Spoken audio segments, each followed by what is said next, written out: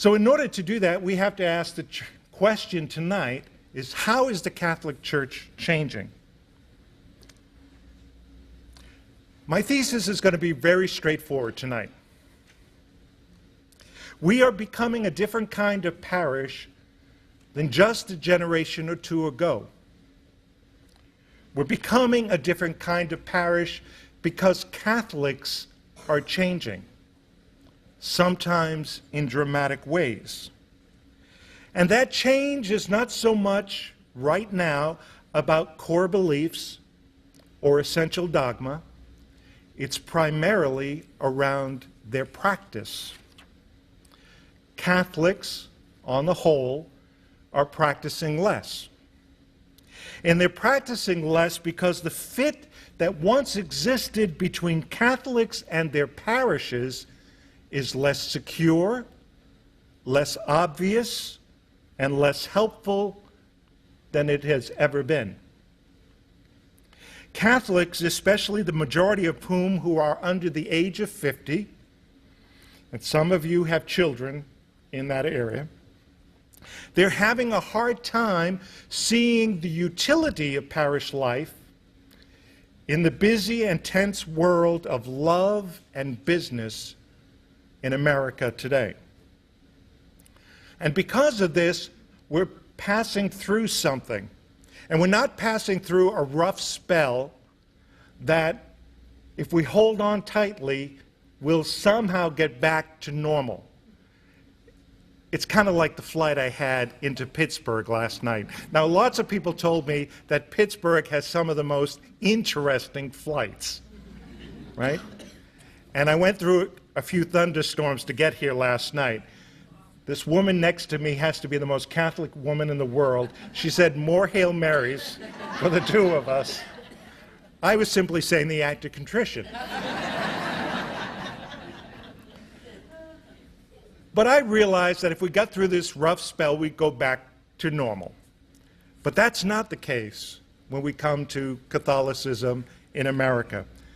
It's my understanding that we're going to go through this period and into a new time period in Catholic life that will be characterized by urgency, high stakes, and uncertainty. So if you like excitement, stay on the pastoral council. It's going to be a lot of fun. Now, when Catholics are surveyed around the country, consistently Catholics retain their belief in God. They believe the things that we expect them to believe. They continue to believe in the resurrection of Jesus, the Lord's true presence in the Eucharist and other sacraments. Don't ask them if it's transubstantiation or transsignification. They won't be able to tell you the theological niceties. But if you ask them, is Jesus present? They'll say yes. They continue to believe that Mary is the mother of God. They hold that God is especially present to the poor, and they believe that prayer and charity should be part of our daily spiritual life. But they're also changing in terms of practice. Attitudes towards how frequently one should attend Mass, issues of sexual morality, on the discipline of whether celibate men can become priests, or only celibate men can become priests, and how the church should be involved in social justice. So Catholics are beginning to make an important distinction between their Catholic identity on one side and what it means to practice that identity on the other. But the bottom line is this: Catholics are happy being Catholic, they're proud to be Catholic, they like to be Catholic. They're having problems with their parish. That seems to be one of our bottom lines. So why is this so? And what do we do about that? Well, let's look a little bit into the past on how we became the church we are today. The dilemma for Catholics today is basically the same as it's always been for Catholics. Catholics are trying to negotiate what they've always tried to negotiate: love and family, jobs and careers, sickness and health, greed and generosity. But they do so in a postmodern era with institutions that are themselves changing. Catholics are changing because their institutions are also changing.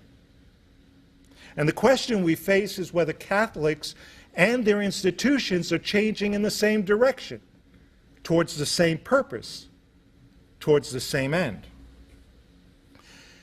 As we look back to the time period of Catholicism, when it was in its expansion mode, go down any of the great streets of Pittsburgh and you'll see those signs of those great Gothic architectural wonders that our ancestors built for us. When we look back to the builded generation between those people who lived before 1945, we see a powerful legacy of a united mission and strong institutions. Our ancestors wanted to do two things simultaneously. They wanted to defend the faith in an alien land and to move a generation of Catholics up and out of disadvantage as quickly as possible. When our ancestors came here, they were not embraced with open arms by the Congregationalists. We were not kissed on the cheeks by the Puritans. We came with a lot of prejudice against us. But our ancestors knew that they wanted to defend the faith in the alien land. But they also had a dream that by their hard work, by their sacrifices, and remember they had no money, they could move Catholics up and out of disadvantage quickly. And you know what? They did. It is the great miracle story of America. They built the largest, most successful private school system the world had ever seen. They built the largest and most effective hospital network the world had ever known. No more powerful symbol of their achievement exists today than the fact that 6 of the 9 Supreme Court justices today are Catholic. You may not like their politics, but they're Catholic. And our ancestors would have simply been stunned that all of their hard work has borne such fruit. They would be stunned to see how many Catholics are making it in America, how they're thriving in almost every industry and not-for-profit institution available. And the reason they could do that is because the Catholic Church provided the supporting institutions which allowed them to flourish and grow. There was a great joint partnership between Catholics, religious, and their clergy. At the end of the day, Catholics were cooperative with their clergy because they knew the clergy got it. They knew that Catholics wanted to defend the faith, and so they built those institutions. They gave them the Baltimore Catechism. Why did God make me? See how effective it was? Catholics knew that their Catholic institutions were behind them and enabling them to thrive in the pioneering and progressive tempers of the time. We became a successful generation of Catholics, well integrated into the business and politics of this great country, because the Catholic Church was present, concretely and institutionally present, when young people were trying to make decisions on what career, what job I should have, who I should marry, and how I should raise a family, and how do I do this ethically. So the church presented itself as a helpful, confident, and responsive institution. They were followed by the boomers. Those of you who are boomers, listen carefully. If the task of the builded generation was to defend the faith and move a generation out of disadvantage, The task of the boomers was slightly different. Their task was to sustain the faith and begin to extend it using the mechanisms and advantages of an advanced, developed society. The boomers were now accepted into the mainstream and middle class. And they faced a new task. They were supposed to keep the faith and then build community across all of those old American cultural, social, ethnic, racial divides, practicing justice in the new world context of freedom, opportunity, and economic possibility. How are they going to do this? So we're going to do this by using the language of Vatican II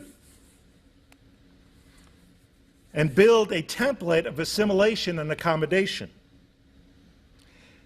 Freedom, opportunity, and economic possibility would be achieved in the Catholic community across incredible social, ethnic, cultural divides if we would abide comfortably enough with our differences. The gamble was that we could live civilly with one another if we tolerated one another's formational and religious differences. Wrote an article a few years ago where I tried to describe what I see as the 7 cultures of Catholic living. That after Vatican II, we had 7 different ways of living out our Catholic faith. And you can go into different churches now, and almost immediately, I taught this in the seminary, you can almost see the culture of Catholic living that people are practicing in the church. So some parishes are essentialist parishes. It's all by the book, Father. If it says it in red, you do it. If it's not in red, you don't do it. By the book. Those priests, did the Pope say it? Did the bishop say it? If they didn't say it, I don't know it. Followed by the existentialist pastor who came into the seminary when things changed, where it wasn't so much just handing down just the dogma of the faith. It's an attitude, well, you have to live it, you have to understand it. One priest told me, was a little bit essentialist, I don't have to understand it, I just have to preach it.